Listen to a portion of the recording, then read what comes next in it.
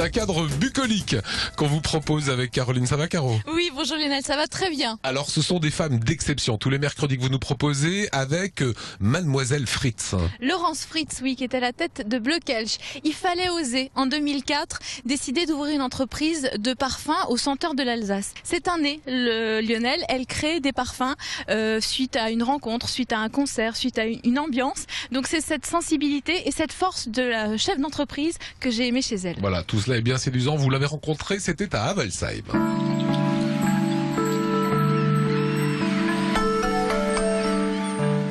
Bonjour Laurence. Bonjour. La verdure, c'est important pour toi. Ouais. La nature, c'est important. Ouais. Tu es née dedans déjà. Déjà.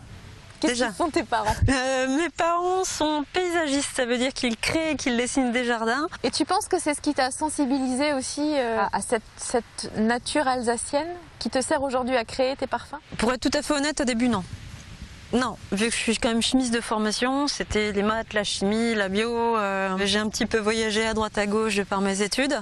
Mais c'est vrai qu'après, je me suis rendu compte que d'une part, l'Alsace me manquait et que, en maîtrisant bien certains aspects chimiques, on revient beaucoup à la botanique. Qu'est-ce que c'est être un nez? Un nez, c'est pouvoir et essayer de créer des parfums, suivant sa personnalité, je pense. Les tout premiers sont peut-être mes souvenirs d'enfance. Comme le tout premier, c'est le pain d'épices orange. Ensuite, il y a la couetch cannelle, c'est vraiment la tarte au couetch, c'est la mirabelle coriandre, les essences même.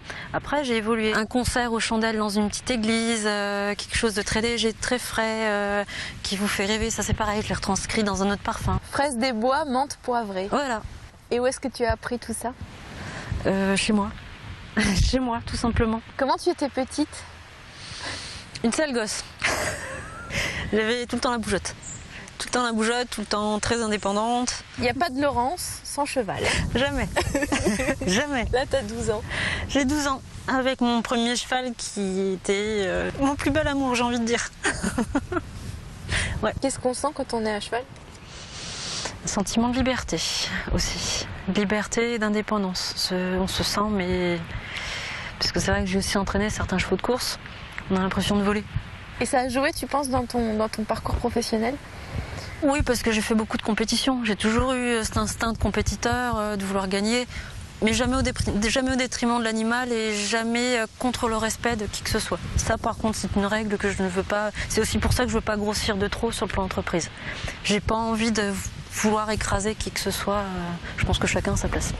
Alors j'aime bien ça. Les 50 femmes qui font bouger la France. C'est pas sympa, ça. Mais t'es très modeste en fait. Oui, non, mais c'est gênant. C'est gênant? Ouais. T'as du mal à être fière de toi? Ouais.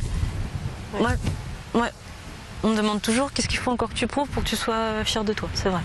En même temps, c'est ce qui te permet d'avancer aussi. Aussi. Tu es un savant mélange entre une scientifique et une artiste. Oui, en fait. Ouais. Il me manque plus qu'effectivement le chaudron qui explose. C'est à peu près ça, mon tempérament, c'est vrai. C'est difficile, non, de passer d'un extrême à l'autre, quand même?